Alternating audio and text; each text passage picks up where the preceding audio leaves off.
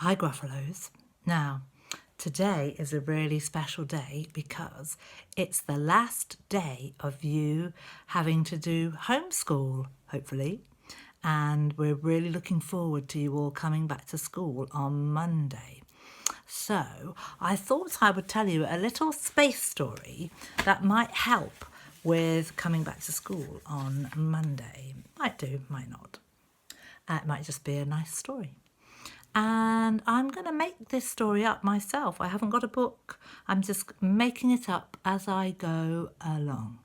So let's see how I go. And you could do this yourself. You could make up a space story about Gruffalo class going to space. Maybe there could be a space dog in it or a space cat. So let's see how I get on. Once upon a time, Sammy's mum, called Jill, was sitting in her office.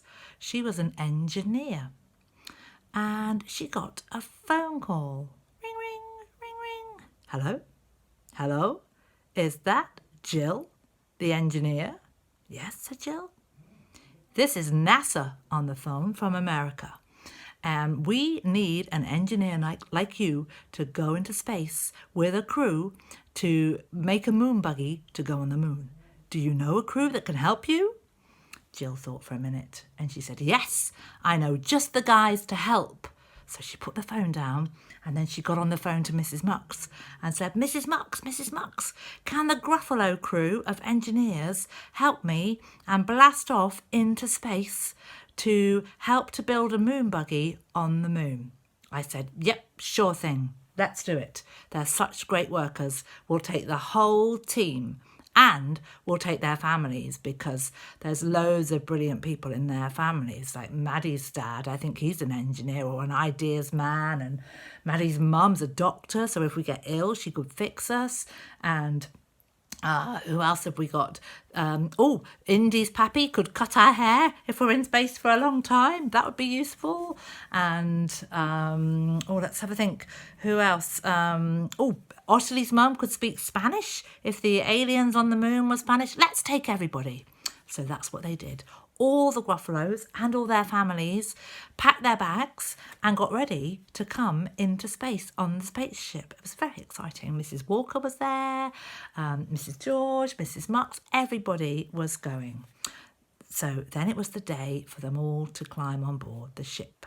So there was Noah and Lucas and Edward, Emily, Izzy, Zach, there was Zachary, there was everybody in Gruffalo class was going to the moon. There was William, Jacob, I hope I haven't forgotten anybody. And then there was Maddie, and there was Matilda and Mabel. There was Sammy and Soren and their mums and dads. There was Josephine and Sophie, and they had Laura with them, and Josephine's dad. There was Zachary and his little brother, and Milo the dog. There was Indy and the baby twins, and there was Jack. And his mum was going to be the artist. She had always wanted to paint the moon. Now was going to be her chance. She was coming too. Jack's dad was coming just in case there were any gorillas on the moon. He would know about them. Olivia was coming, and Charlie, her big brother, and all their pets. Theo Kingwell was coming and his family. And Theo Hall and his brothers and his mum and dad. And Ottilie and William and their mum and dad. Everybody from Gruffalo class was getting on board that ship. So they all did their seatbelts up. They had their spacesuits on, obviously, and their helmets ready to blast off. 10, 9, 8, 7, 6, blast off. Off they went up into space. Now, it was all going very well until suddenly there was a huge crunching sound and part of the spaceship broke off. It was like a capsule that fitted on the end. And some of the Gruffalos were in that capsule and some of them were in the main bit of the spaceship. Ah, what's that sound? Everybody said. And there was a great big crunch. And the capsule with some of the Gruffalos in broke away from the main spaceship and floated off into space. Now, trapped in that capsule was Maddie's family and Sammy's family, Josephine's family, Ottilie, Indy, all trapped in the capsule. Both the Theos and Zachary and Jack were in that capsule. Olivia was in there, all trapped in there with their families and their pets, floating off into space. "Help, help, what are we going to do?" said Mrs Mux. She went to see the captain of the ship and she said, "Turn this ship around at once. We can't leave the Gruffalos floating off into space." The captain said, "It's too late. Can't do it. All the machines have had their controls set. We're on a trajectory heading for the moon and we can't turn this ship around. No way."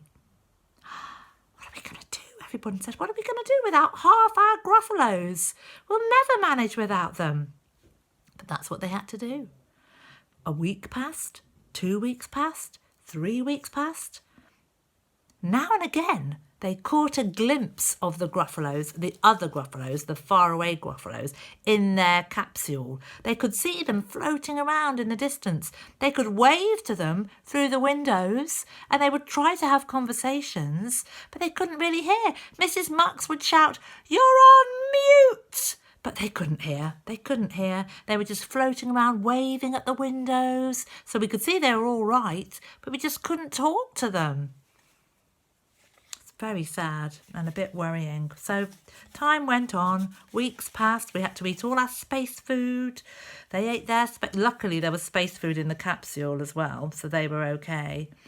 And one night, now, people didn't know this, but Mrs Walker was actually an ex-NASA scientist. She had trained at NASA in the early 60s and she knew quite a lot about engineering and spaceships. And one night, when all the crew were asleep and all the Gruffalos were asleep, Mrs Walker crept out of her bed with her bag of spanners and screwdrivers, because she always has a screwdriver. And she crept into the cockpit, whatever you call it, of the spaceship, the big control panel. And she put her glasses on and had a good old look and started twisting a few things with her spanner, making some adjustments. She was up all night and then she crept back into her bed. And would you believe it, slowly but surely, the spaceship started to turn around. It took nearly a week for it to turn around and change direction, but the spaceship started heading back towards the Earth. Now, another couple of weeks passed until it came up close to where the capsule was floating around in space. "Look, look," said Mrs George, using her special telescope that she'd made. "I can see it. I can see the capsule with the faraway Gruffalos in." Mrs Muxworthy spoke to the captain and he pressed a button which released a winch with a special grab hook on it, magnetic grab hook. The winch lowered down and suckered onto the top of the capsule. Oh gosh, all the Gruffalos inside that capsule, the faraway Gruffalos, they didn't know what was happening when this mighty magnet suctioned onto the top of their capsule. But it got it. It grabbed it and it winched it back towards the main spaceship. Now, more time had passed. Now, nearly 10 weeks had passed. But they had finally got the Gruffalos back. So they pulled this capsule back to the main spaceship, and it was hanging just off the edge. And then the captain had to steer the ship back to Earth. And eventually they landed back in England. NASA were operating from Bristol at this time. And Mrs Walker had saved the day. Everyone said, 3 cheers for Mrs Walker. And Mrs Walker said, well, 3 cheers for Gruffalo class. Hip, hip, hooray! Hip, hip, hooray! Hip, hip, hooray! Everybody got off the ship. And would you believe the spaceship had actually landed on the playing field in Norton St Philip at the Mead. So they all got off and they were a bit thirsty and they thought, what we need is a hot chocolate. So they went straight to back to school. A couple of people needed to have a quick wee and they went down to school, and the Gruffalos were so pleased because they all walked together into Gruffalo classroom. And Ottilie said, but nothing's changed. Everything's the same. Olivia said, yeah, everything's just like we left it. Look, said Theo K. There's the Wicked Word Witch. She's sitting on the TV, still there.